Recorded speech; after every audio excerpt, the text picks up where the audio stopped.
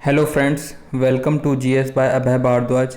Friends, आज की इस वीडियो में हम UP triple S C PET 2022 के लिए हिस्ट्री के महत्वपूर्ण प्रश्न करने वाले हैं और इसमें वो प्रश्न इंक्लूड करे गए हैं जो यूपी ट्रिपल एस सी ने प्रीवियस एग्ज़ाम में पूछा गया है या प्रीवियस पैट जो 2021 का हुआ था उसमें पूछा गया है।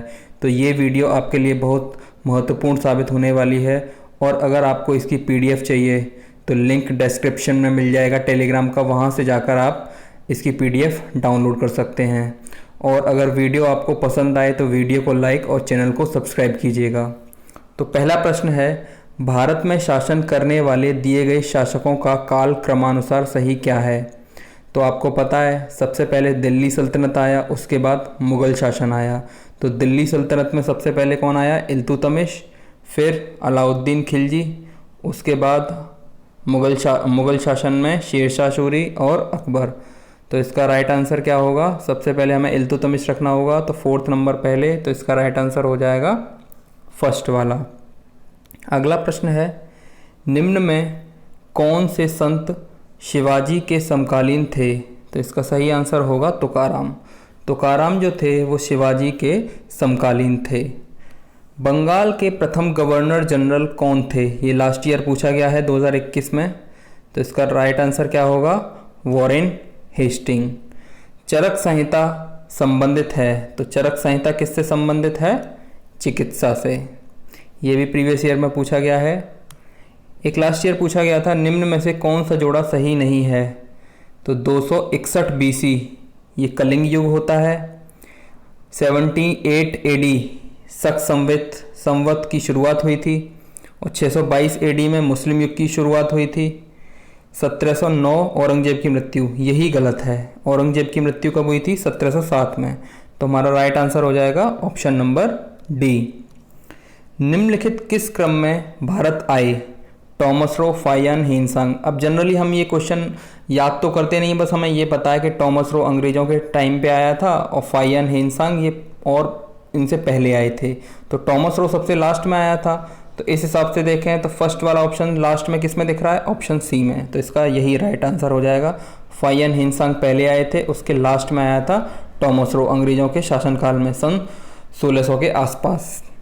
अगला प्रश्न है, सिराजुद्दौला किस युद्ध में अंग्रेजों से पराजित हुआ था? तो अंग्रेजों ने जो सबसे पहला युद्ध भारत में जीत दर्ज की थी वो था प्लासी का युद्ध, और प्लासी के युद्ध में बंगाल का नवाब सिराजुद्दौला और अंग्रेजों के बीच लड़ाई हुई थी। अगला प्रश्न है, निम्न में कौन हड़प नीति का कट्टर समर्थक था? तो हड़प नीति का कट्टर समर्थक कौन था? लॉर्ड डलहौजी। भारतीय इतिहास में धन्वंतरी कौन थे? चंद्रगुप्त मौर्य के प्रसिद्ध सेनापति, चंद्रगुप्त विक्रमादित्य की सभा को सुशोभित करने वाले प्रसिद्ध चिकित्सक, हर्ष के समय के एक प्रसिद्ध नाटककार, इनमें से कोई नहीं। तो इसका सही उत्तर होगा चंद्रगुप्त विक्रमादित्य की सभा को सुशोभित करने वाले प्रसिद्ध चिकित्सक। अगला क्वेश्चन है, मौर्यकालीन भारत के विवरण वाली इंडिका के लेखक कौन थे? तो इसका सही उत्तर होगा मेगस्थनीज। हिंदू विधवा पुनर्विवाह अधिनियम 1856 जिसे लॉर्ड डैश डैश द्वारा पारित किया गया था, तो इसको पारित किया गया था लॉर्ड कैनिंग के द्वारा। इन्होंने इसके लिए कानून बनाया था। 1891 में B.M. मालाबारी के प्रयासों को तब फल मिला जब सहमति की उम्र अधिनियम को पारित किया गया, जिसके अनुसार डैश डैश वर्ष से कम की बालिका को विवाह पर प्रतिबंध था। तो 12 वर्ष से कम की कोई भी बालिका विवाह नहीं कर सकती थी, उस पर प्रतिबंध था। तो इसका राइट आंसर होगा 12 वर्ष।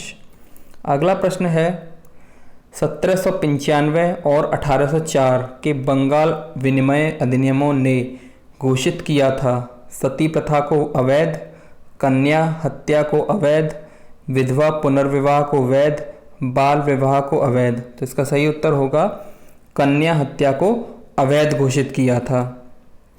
हंटर आयोग ने किसके विकास पर अधिक बल दिया? तो देखिए, वैसे पूछा जाता है हंटर आयोग किससे संबंधित है, तो शिक्षा से संबंधित होता है, लेकिन यहाँ पे पूछा गया है किस के विकास पर अधिक बल दिया। तो इसने दिया था प्राइमरी एजुकेशन पर, प्राथमिक शिक्षा पर।